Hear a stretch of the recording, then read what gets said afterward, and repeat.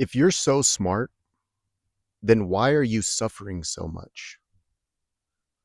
I don't know what it is, but it feels like my generation, at the start of my generation, the millennial generation, something made us into very cerebral, heady people. I don't know if it's the schooling system, the media, our culture in general, maybe the massive amounts of information that we're all exposed to at any given time, but we've become such overthinkers and ruminators and overanalyzers that we think ourselves into an action.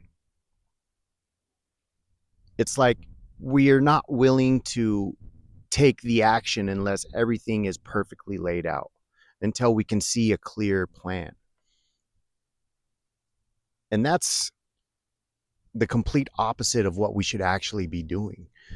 We should be taking action and letting life teach us through the process. That's how we sharpen our swords. A lot of people don't want to make mistakes. They don't want to fail because they feel like that is a sign that they are inadequate or that something is wrong with them. But this is part of growth. This is how we get better. We learn the mistake. We make sure that it's not repeated. And then we keep going.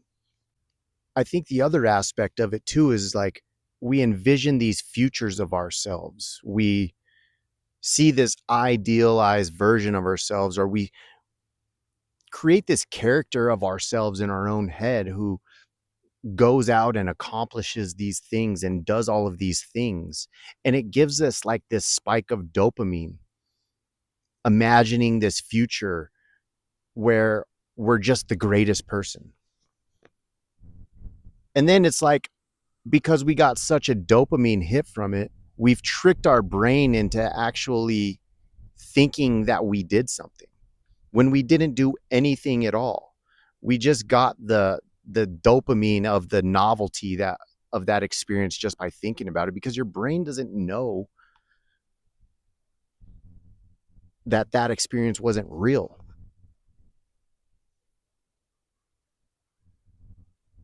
And so that holds us back. It actually holds us back from actually taking action. Overthinking just holds us back in so many different ways. A lot of us think that we're good at reading people. Like we see patterns and we can see how people operate without all the information. I remember thinking that I used to be able to think I could feel the texture of people's consciousness. Like I knew exactly how they felt internally because of a random feeling would well up inside of me. And it's like, dude, I was lost in such illusion. That is an illusion. You think just because you have fragments of conversations and you think you know psychology, so when someone says something, you can assume why they're saying that. And that gives you a little bit of insight into what kind of person they are, or what kind of personality they have, or are they narcissistic, or maybe they're controlling and domineering, or maybe they're a little bit too passive. And you try to read people and you fill in the gaps with all the missing information, and you create these connections that aren't necessarily there. And it makes you feel like you figured something out, but you didn't figure shit out, and you're probably not as good at all that stuff as you think you are, especially if you're not where you want to be in life, especially if your relationships are poor, especially if you don't have a lot of connections. If you're still struggling in a lot of areas of life, maybe you might need to rethink all of this heady stuff that you're going through. Putting yourself kind of on a pedestal, this grandiosity that makes us, inflate ourselves for knowing so much. But that grandiosity, that building ourselves up, all that really does is lead to collapse. It leads to getting so high that you fall so hard. And really the remedy to all of this is to stop overthinking and join the reality club. You need to get into reality and stop interpreting things that are not there. See things for what they are. It's a retraining. We have to decondition ourselves. We have to reprogram our minds to operate a different way in the world. And the reality of it is that reality is the best teacher. You know, if you see some situation or you see something happen, unless you have the full context of why that thing happened, don't assume you know what's going on with it. Just see what you see and name what you see as it is, and everything will stay much more clear.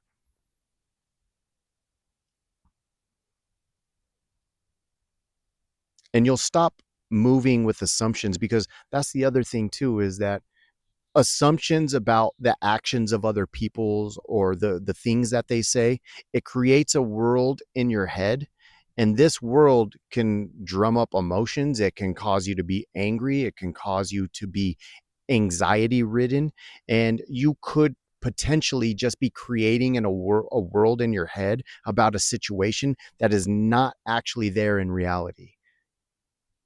You're thinking that you're better at analyzing the situation than you are. And so you create a false situation in your head that makes you act weird around this person. And then it just creates friction because the other person's like thrown off. They're like, what is going on with this person?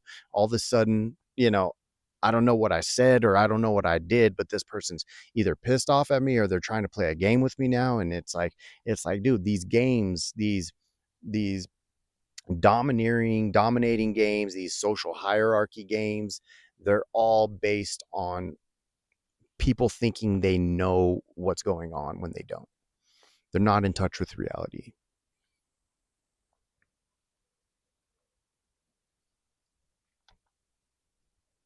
And so we got to stop thinking so much. It really is detrimental. We got to quit being infomaniacs. Get off Google, quit searching so much things. You don't need to know everything about everything. As much as people want to shame you and make you feel bad for not knowing what's going on in the political world or in your community, it's like you don't necessarily need to know what's happening across the country or across the world. You don't need to be pissed off about everything. Sure, stand for something.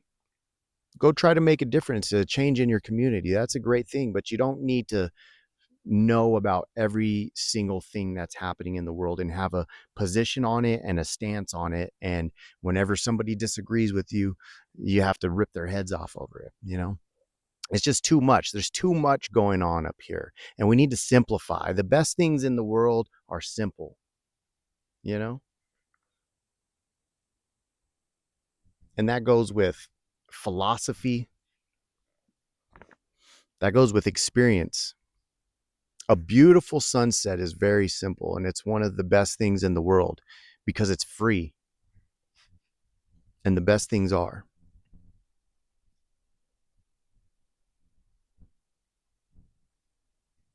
And so, again, if you're this smart person who's constantly in their head, you need to understand that sometimes us smart people, we overthink ourselves into the dumb people that we always judge, that we look down upon. And the people who are way dumber than us, who are just out there taking action, they're way ahead in life. They're out there doing it. They're not overthinking it. They're just following their intuition and their gut, and they're just doing what they want to do. And that's why they're winning. And that's why we are not, because we're sitting back overanalyzing. It doesn't happen overnight. You have to reprogram yourself. You have to change these habits. These are all habits. These are all learned things that we've created ourselves. Like we created ourselves into overthinkers. But that's good news that we can recreate ourselves. We can join the reality club. So I invite you to do that. I hope you have a great day. I hope this was insightful for you. And get out of your head, get into your body, get out into the world, start participating. All right. We'll catch you on the next one. Peace.